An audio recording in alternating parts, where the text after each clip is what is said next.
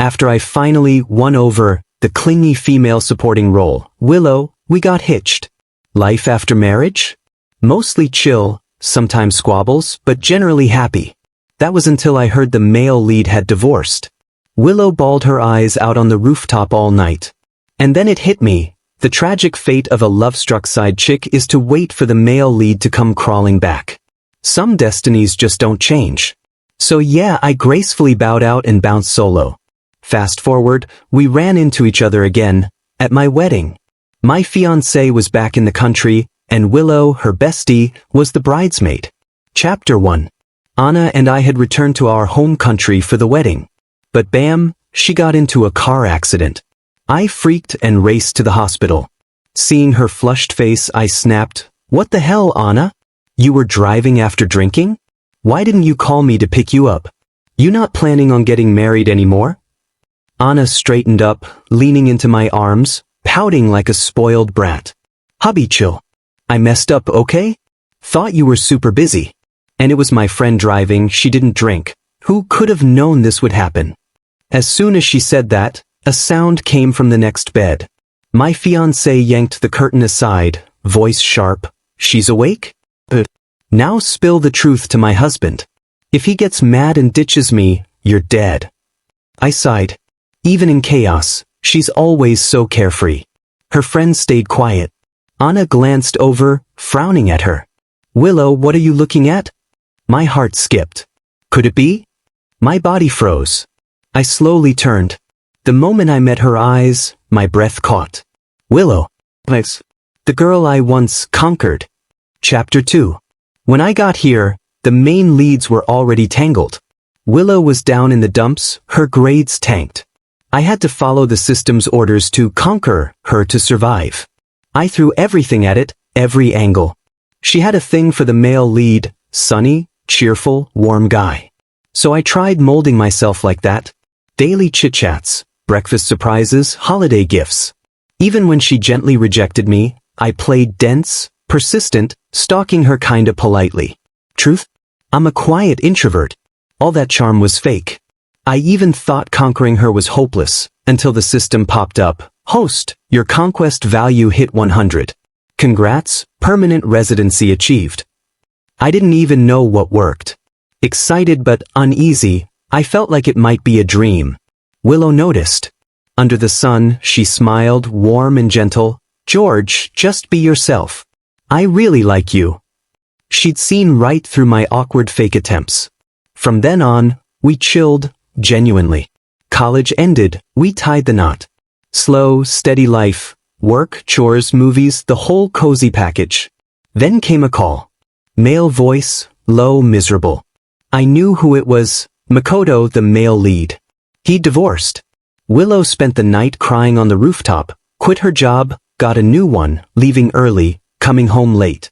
I eventually found out she was seeing him again, working as his assistant. Sad or relieved? I dunno.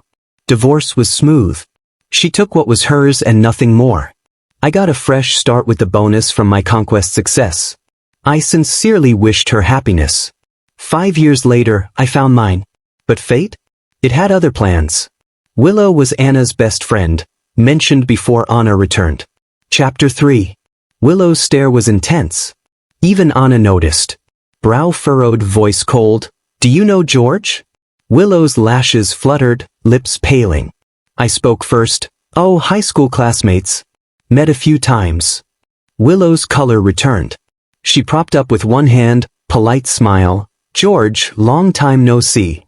Anna's expression softened slightly, but she linked arms with me, showing off that diamond ring, like a warning.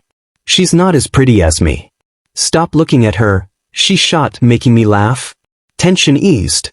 We finished the discharge paperwork for Anna. I turned, and Willow was right behind me, right hand in a cast, looking worn out. Chapter 4. I muttered, "We'll talk about the past after Anna and I go abroad." Otherwise, with her personality, pressed my fingers to my temples. Anna's emotions? Written all over her face. She knew I'd been married, but not that my ex was Willow. Could stir up trouble. Willow suddenly asked, "Do you really like her?" I hesitated. "Yeah." Weird chatting with an ex like this. Silence.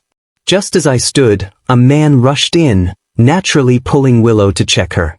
Frowning, "Why didn't you tell me about the accident? Is your hand serious? Affect work?" Makoto. Still handsome, now more mature. Willow gently pushed him. "I'm fine." He noticed me, forced a smile. "George, long time no see." I explained, "Bumped into each other. Here for my wedding." He nodded, relieved. Willow bit her lip, hand curling slightly. Chapter 5. That night, Anna leaned on me watching a lame horror movie. I wasn't sure if I should spill anything yet. Then Anna piped up, "Let's not have Willow as my maid of honor." I exhaled. "Why?" She nudged me with her nose. "Injured, inconvenient, bad vibes. Might jinx our love." I laughed. "Superstitious much?" She snorted. "Women's intuition, dude. And the way she looks at you? I'd call her a best friend, but I'm sensitive." I looked away, better to wait till after the wedding. Anna lived abroad long, wanted to catch up, but I didn't want to see Willow. First married? Barely anyone knew. Honeymoon was private, almost secret. Anna pouted, "Hubby, go with me once. Otherwise, I'll be lonely." Eyebrow raised, "Afraid I'll run into Willow?" Shake of head, "Didn't invite her. Just old friend. Don't know her." How could I resist that almost tearful look? We entered the private room, only strangers. Atmosphere warm, joking about Anna's embarrassing moments. Then Willow pushed the door. Makoto trailed, like he hadn't stopped her. Chapter 6. Anna softened. "Your injury's not healed, why are you running around?" Willow snapped. "Not my leg, so why can't I walk?" Tension. Eyes fell on me. Silence. Anna furrowed brows, blocking Willow. "How'd you know we were here?" Voice outside, mock reproach. "Of course I told her. Invited you tons, never show up. Now that you've got a man, old friends don't matter." I froze. One of few who knew Willow and I had been married. I looked up. Freya. Mouth dropped. "What the hell, George?" Anna, "I see. You know him?" Freya stumbled. "Met a few times." Anna's lips pale, fingers gripping clothes, stiff as a drawn bow. Someone tried smoothing things. Anna didn't press. "Too late today. We'll skip the next round. Going home with my husband." I stood, took her hand, tight grip, her anger real. Calm expression, apologetic smile. "Sorry, we'll catch up another time." Willow's gaze shifted, eyes red. She said softly, "He's my ex-husband." Chapter 7. Her calm voice hit like a spark in a powder keg. Anna yanked her hand, slapped her across the face. Breathing hard. "Why now? What are you saying?" Makoto stepped in. "Anna, chill. She's injured." Anna sneered. "Trying to seduce my husband, she deserves it." Makoto, "Are you nuts? They're in the past. Grew up together." Willow brushed him off, gaze locked on me. "Calm gone. It's not the past." Soft voice, audible for all. Room silent. Freya covered her face, couldn't watch. Makoto looked at her like he'd just seen a ghost. His face went pale, lips trembling, but dude couldn't even spit out a word. Willow stood, cool as ice, and walked toward Anna. Swollen cheek? She didn't care. Her eyes burned with a frustration I'd never seen before. She bit her lip and spat out, "Trying to seduce your husband?" Then she added, "He was my husband. You're the one who ruined someone else's marriage." Anna, fuming, shouted, "Willow, go to hell." "And She slapped her again, each hit harder than the last. Willow's hand was in a cast, so she couldn't fight back properly, but she wasn't giving up, cursing like a sailor. The two of them tore into each other right there in front of everyone. Makoto? Never. He didn't intervene. Freya rushed in, panic all over her face. "Stop, Thana. Willow's still hurt. What if you make it worse?" When that failed, she turned to me, desperate. "George, please make your wife stop." I smiled coldly. "Let him go. Better if one of them gets knocked out." Both froze mid-motion. Chapter 8. The cool night breeze carried the salty scent of the river, easing some of my anger. I looked at Willow across from me, injured, marked and still standing. Are you sober now? I asked. I'm sorry, she muttered, lowering her gaze. I almost laughed in disbelief. Really? That's the apology I was waiting for? Thought I made myself crystal clear that day. I inhaled deeply. We both knew it was best to avoid certain situations. I tried my best to dodge this mess, but what did she do?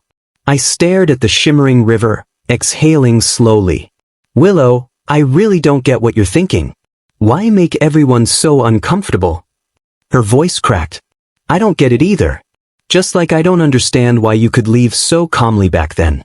5 years, not a single word. She lifted her gaze, her whole vibe drowned in sadness. George, all these years I've been wondering, did you really ever love me? I was stunned. Does it even matter now? I want an answer. Her moist eyes held mine stubbornly. I glanced at Anna leaning against the car nearby. The wind picked up, carrying her restlessness. Willow followed my gaze. Her eyes were even more obscure, swirling with emotion. I once loved you, I admitted. Later, you became my comfort zone, my habit, like bottled water. But it never got to the point where I couldn't let go. Chapter 9. Willow and I went on our honeymoon, hitting countries left and right. When we landed on a tropical island, the guide said it was a prime paragliding spot. My heart raced, never tried it before. The blue sky, colorful arcs, shrieks of thrill. I was hyped. Willow grabbed my arm. Too scary. Can we do something else? Her eyes never left the stunning view. I caught nostalgia in them. Makoto had shown me pics of them paragliding at 15. Was she scared? Or holding on to that memory? Later, I realized, love grows through differences. Well, she's a kick-ass interior designer. But when we got married, she didn't touch our wedding home's design. I had a friend whose fiancé obsessed over every detail. I didn't get it. But Willow? She meticulously helped Makoto design his new home. Every night, her eyes sparkled like stars. She was building their future. Makoto's ex-wife came to me once, pity written all over her face. Your wife spends all her time with the man she loved for years, and you don't care? Willow cleared things up. That woman cheated, but clung to Makoto, thinking he still had feelings because he didn't throw her stuff away. I just wanted to help him move on. I smiled softly. It's fine. I don't mind. I really didn't. I've always been passive. My feelings mirrored how others treated me. Willow's feelings bounced between me and Makoto. My love for her? Same deal. Strong feelings turned into habit, simple life felt okay. But now, I craved freedom. Both leads could break the script, choose their own life. Why stay trapped in boiling frog mode when bottled water ain't as good as beer or soda? On our 3rd anniversary, Willow made a special dinner. I came back empty-handed. She frowned. Tonight, just us. I have something to say. I matched her rhythm, heart pounding. I have something to say too. I smiled, pulling out a divorce agreement. Willow, let's get a divorce. Chapter 10. What did you say? Anna's hand squeezed mine casually, but I could feel the bitterness. Wanna know? I asked. The driver raised the partition, quiet. She blinked, looked away, but couldn't hide the grievance in her eyes. Never mind. Not easy to talk in the car anyway. I held her hand tighter, unwilling to let go. When we reached the gate, the chandelier lit up. Anna flung herself into my arms like a koala, kissing me. Her kiss was fiery, urgent, tinged with panic, like she didn't want to wake from a dream that could vanish. I lifted her onto the entrance cabinet, deepening the kiss. Lights went out. Darkness. Only our breathing filled the house. Her hands trembled on my shoulders, trying to calm her heart. Suddenly, a wet weight on my neck, a cool brush. Anna's tears. What's wrong? I asked. She turned away. Long silence. Then, soft voice. George, you won't leave me again, right? Chapter 11. 5 years ago, after the divorce and leaving the country, first thing I did? I smashed that paragliding challenge I'd chickened out on before. Hurt my knee a bit, but man, the thrill was insane. Anna helped me up. That was our first encounter, Two strangers hitting it off. She added me as a friend, sent vids and photos. Rock climbing, surfing, skiing. The few months with her were wilder than the first half of my life. She slowly introduced me to her friends, gave me a sense of belonging. Once, one of her friends teased, "Been years, loads of guys chasing her, and you're the first she brings along? Hold on tight." I said nothing. Past marriage wasn't a fail, I just wanted things natural this time. Rock climbing one day, her safety gear failed. She was stuck. Rocks falling. I swung over, saved her without a second thought. She kissed me in midair. A fleeting kiss. When we landed, I followed my heart, confessed. Anna's clear eyes mirrored mine. She said, trembling, "No wonder Gina said today's my lucky day." Chapter 12. After we got together, Anna was always around. Memorized my likes, my habits, reported every tiny detail if we were apart. Friends called her obsessive, even inhuman. Wild girl? Yeah. But clingy? Well, yes. I saw her, Yandra, side. Possessive, obsessive, sometimes insane. Normal conversations with other women? Nope. But she hid it under a gentle facade. Until I found her diary. Flooded with intense love, she even used pain to control her emotions. Once I saw her cutting her wrist. I couldn't keep up. Had to break it off. Surprisingly, no begging. Quiet year. But I'd wake up, remember the bathroom scene. People are complicated. Then an email from the ski resort, graffiti wall pics from a year-long activity. No other visitors. Anna's personal diary. Weekly updates, therapy, adopted a giant orange cat, cooking skills leveling up, no more self-harm. A lump in my chest. I wasn't sad after divorcing Willow. Not sad after breaking with Anna either. So why now? Sorrow hit me late. Realized. I missed her. Chapter 13. Anna, take a deep breath, look at me. She obeyed. Yellow neon light spilled through floor-to-ceiling windows, illuminating her fragile, helpless state. Like she was falling into an abyss, I cupped her face in my hands. Speaking slow, each word deliberate, I said, "It's precisely 'cause I love you so much that I decided to wait till after the wedding to tell you this. You're afraid I'll bail on you, and I'm scared that, 'cause of my past, you'll hold it against me." Anna's wet eyes filled with confusion. She sniffled. "You know I'd never think like that." I said, "Of course I know." I knew her too damn well. She'd only spiral deeper into anxiety, constantly fearing I'd ditch her. And at worst, she might hurt herself again. All I could do was give her enough security. I said, "But I don't want anyone messing with our wedding." "You wanted to know what I said to Willow, didn't you?" Anna tightly pressed her lower lip, lifting her head to look at me. I said, "I told her I love Anna madly, and I hope you stay away from us. Don't try to stir up drama." I asked, "Now do you get how much I love you?" Her eyelashes fluttered like she turned shy. She weakly leaned into my arms, responding softly. I asked, "Still worried?" She nodded, her voice full of grievance. "Yeah, I'm worried." I sighed in relief. This is what I got for indulging her. But hell, I was willing to spoil her. I leaned down and kissed her cool earlobe. I smiled. "So, we gonna enjoy tonight properly?" Anna trembled, and the next moment my arm muscles tensed. I scooped her up and carried her back to the bedroom. Patiently, again and again, I made her feel my love. Chapter 14. Makoto stood at Willow's door forever. Fatigue and sorrow etched deep in his brow. He sighed, raised his hand, and punched in the code to unlock it. Today was Willow and George's wedding anniversary. Inside, everything looked exactly the same as 5 years ago. A vase with fresh flowers. A chessboard with an unfinished game George never completed. George's clothes hung neatly in the closet. Willow naively thought George would come back eventually, but he was about to remarry. What the hell was she holding on to? Makoto walked straight to Willow's art studio. Lights on, she was absorbed in her drawings, not even glancing at him. The wastebasket overflowed with crumpled drafts. Food on the table was cold, untouched. She was stuck in here, drawing day and night. Makoto finally snapped. "You're not going to the office, you're not eating. What the hell are you doing?" Willow's eyes were bruised, but she didn't look tired. Her voice carried longing. I'm designing the wedding home for me and George. Makoto froze. He remembered the pain of being betrayed right after his divorce, with no one to lean on. Willow had always been his safe harbor.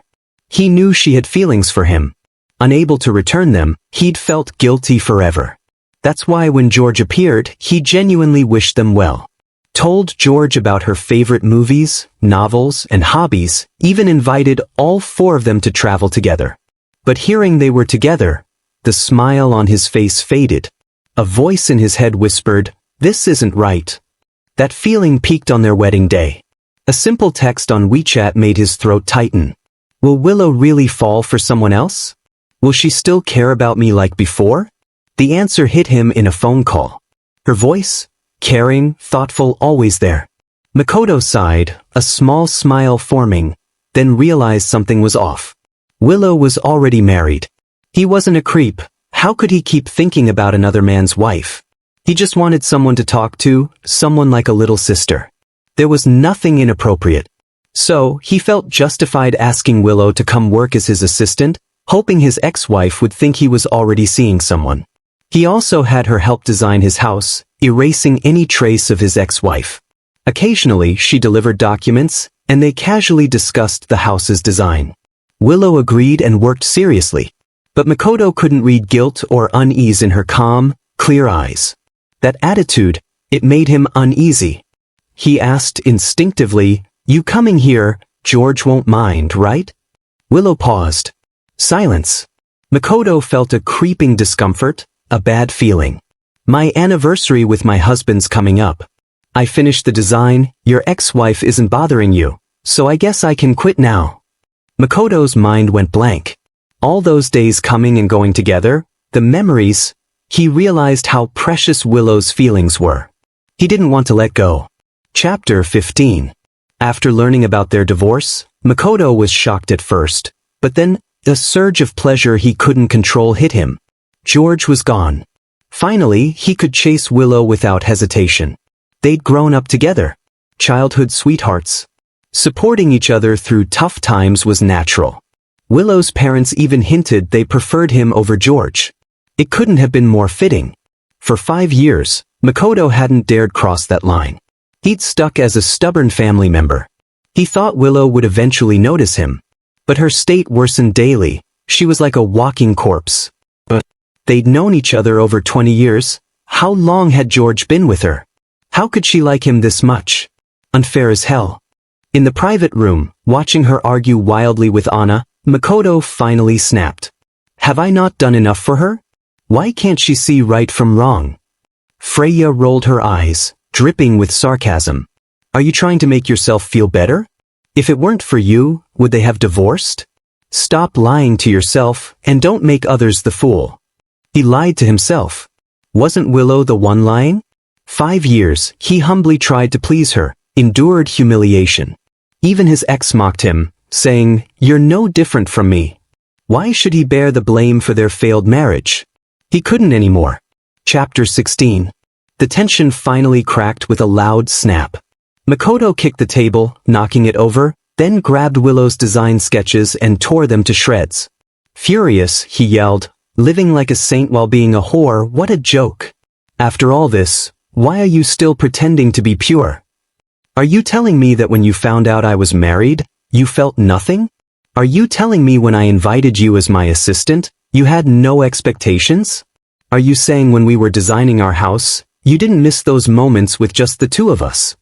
I don't know why you suddenly changed, but you must have wavered, right?" Makoto's words stabbed Willow like needles. Her head throbbed, stomach churned. She bent over, gagging. So weak, just skin and bones. Throat clogged, couldn't swallow or vomit. Breathing hurt. She slowly looked up, red-rimmed eyes. I did waver. But before I could even reflect, he'd already given up on me. I don't even know when his love started to fade. Do you know how terrified I was in that moment? Makoto had never seen her so pitiful. He felt sorrow for himself. How long are you gonna hold on? George is getting married to your best friend. You can't change that. Willow screamed hysterically. Anna is not my best friend. She's a thief. George is my husband. He was meant for me. Makoto raised his fist, then lowered it. She had lost her mind. Chapter 17. After voicing it, Willow grew even more resolute. Countless sleepless nights, replaying everything. Why did George transfer schools? Why had his family never shown? Why, if he didn't like her, did he still get closer? Willow saw how George liked her. But at first it seemed like a task. She saw his helplessness when rejected, his blush when gifting her. He smiled, eyes full of despair. Curiosity led to her downfall. She hadn't expected to fall for George. When did he really start liking her? Maybe when she said, "Just be yourself, I really like you." She loved the real him. That day, George held her tight, saying, "Thank you," over and over like she'd saved his life. Willow's eyelid twitched. Thinking about George's background clouded her mind. Sixth sense screamed, only one way to confirm her suspicions. She lay in a bathtub full of water. Sharp knife reflected her bloodshot eyes. Vibrant, excited, she didn't hesitate. Willow cut her wrist. Blood spread through the water. Nearing death, a faint sigh echoed in her mind. If I'd known this would happen, why did I even try in the first place? Chapter 18. The day before the wedding, I checked the venue setup. Stepping out of the elevator, unease hit me. I reached for Anna to warn her, when the elevator dinged. 3 masked men blocked the doorway. Next second they lunged at me. The air reeked of a strong, irritating smell. Everything went black. I woke up, pounding headache. First thing I saw, an unfamiliar ceiling. Door creaked open. A cheerful voice. "Are you awake? Hungry? I'll make your fave omelette rice." Familiar voice, disorienting. Chains rattled. Shackles locked my hands and feet. Prisoner. I sighed. How did Willow turn into a Yandra? Willow, people's feelings change. I don't like omelette rice anymore. She looked thin. Eyes, once like spring water, now hollow. She paused, then smiled. It's okay, I'll make whatever you want. Exhaustion hit me. How did we go from good terms to this? I asked, what do you want to do? Willow's voice was light. I just want my husband to come home. Frown. Something's wrong. How long can you keep me here? Groom's missing, won't the cops come? It's not too late to turn back, Willow. She smiled. Honey, everything's fake in this world, but you are real. No one can find us. She shuffled closer, dropped to the floor, hugging her knees to her chest, and looked up at me. Her eyes glimmered, full of hope and this quiet, aching longing. She said, we'll love each other and stay together here forever. My heart almost stopped. Took me a hot minute to even get my voice back. I finally managed. What did you find out? Chapter 19. Willow didn't answer. Half a month had passed, just like she said. No one had found this place. Confusion clawed at me. With those advanced surveillance systems, it was impossible for them not to catch a clue after so many days, unless some otherworldly force was at play. Could the system have glitched again? Willow, like a patient finally tasting hope, bounced back to her usual cheerful self. Every day she'd wheel me around the house like a kid on Christmas morning. Look, this is the study I designed for you. When work's got you beat, flop in the rocking chair, she said. Here's the entertainment area.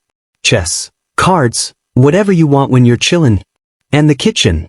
Remember how we always griped it was too small for two? Problem solved. I paused. Realized her intent. This was her apology, her new wedding home for us. Absurd. I asked flatly, don't you think it's too late? Willow blinked, then said, it's not too late. We still got time. I kept my tone calm. I don't like you. Doesn't matter what you do, I won't. Keep me trapped all you want. At the end of the day, all you'll have is a corpse. As soon as the words left my mouth, a cold tear landed on the back of my hand. Willow was crying. In her eyes, I saw my own frailty mirrored back. Her false mask shattered, revealing fear and confusion. She choked out, what should I do? What do I do to get you back? I shook my head. Let go. We're strangers in each other's lives. No need to pay a crazy price. She shook her head violently. I won't. I've already felt the cost of letting go once. George, you're my home, my oxygen, like tap water. I thought you were just part of life, but losing you? I can't live without you. Her swirling emotions settled into resolve. She wiped her tears, saying softly, I won't make the same mistake again. Chapter 20. I started making demands of Willow. Surprisingly, she was thrilled. I hate sitting in this wheelchair, I said. She unlocked my shackles. But with the supernatural forces at play, I couldn't just go crazy on her. Apartment on the 5th floor, doors locked with some high-security system. She knew I was trapped. She left again, and I scoped the storage room. Found a window I could pry open. The wall had footholds. Halfway up, a rumble shook the ground. Wall cracked. Earthquake.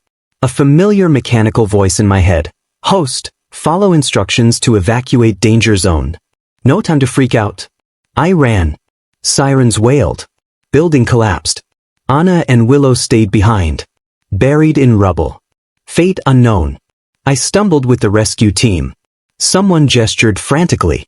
I couldn't hear a word. The system said, Host, stay calm. They're alive.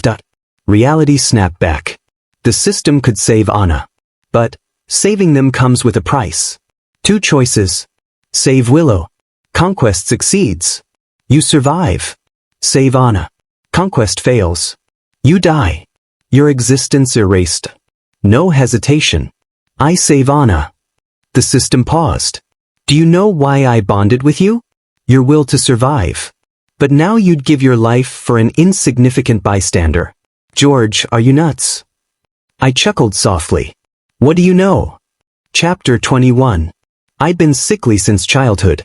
Couldn't jump, run, even a few steps left me breathless. While kids went wild, I read, played chess. Teachers and classmates called me young master. Praised my manners, admired my background. But that was it. No friends. No one truly my friend. Health worsened. Dropped out. Hospital became home. Watched a dying tree outside my window. Parents visited less.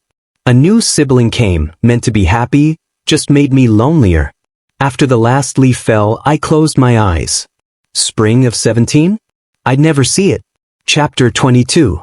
Already dead in my original world. Even if I completed the conquest, no going back. I accepted it. I wanted more than survival. A life different from before. Love fully, be loved fully. I got both. I told the system, Anna isn't just some passerby. She's my lover, my wife. If I save her, I've won. A light appeared. Anna's location. I shouted to the rescue team. Heard her voice. Scraped knees, legs cut by debris, didn't matter. I had to get to her. Finally, we cleared the rubble. Anna's hoarse voice called my name. Scrapes, bruises, nothing worse. I held her tight. I'm fine, Anna. So, I said. Her trembling voice, honey. Fingers tracing her face, tears fell. Wife, let's go home. I lifted her. Darkness lifted. She nodded. Okay, let's go home. Chapter 23. Willow, you lost the bet. Willow had discovered the world's secret. The system made a deal to prevent her suicide. A bet. 1 month. Make George choose to save her at life or death moment. She thought she had it. Wrong. System made her hear the full conversation. He'd give his life for Anna, not her. Her pupils shook. Chest ached. Anna came first. The system was ruthless. Willow, your protagonist aura revoked. Life and death won't affect world operations. George finished the conquest. He won't be erased. Stone slab fell. Rescue team noticed. Willow injured, in coma. Last thought. If I had a second chance, would it be different? Chapter 24. Willow woke in hospital. People couldn't see her. She drifted like a lost soul. Then she spotted him. Pale, fragile in a wheelchair, staring at the withered tree. She approached. He met her gaze, glancing at the woman watching him. Can't she see you? Nah, they can't, Willow whispered. George sighed. Fingers clenched. Raspy voice. You here to take me away? That shouldn't be it, she replied. He smiled faintly. Thanks. Days passed. Friends again. They chatted, then George stopped. Willow saw longing, envy on his face. Paragliding ad on TV. Arms outstretched, free. George turned to her, voice filled with longing. Think there's a next life? If so, I want to try paragliding. Willow froze. Heart sour, painful. His love started fading. George waved, puzzled. You okay? Willow choked out. Yeah. In your next life, healthy-bodied girl who shares your interests, happiness forever. George smiled weakly. Condition worsened. Doctors shook their heads. From his eyes, Willow bent close. He whispered, barely audible, Willow, will that person be you? She remembered the system's words. Nodded desperately. George smiled. Closed his eyes. Mechanical voice in his mind. Hello, host. Conquest System 003 at your service. Task target. Willow. Heart monitor beeped sharply. Tears slid down Willow's cheek. Heartbeat stopped.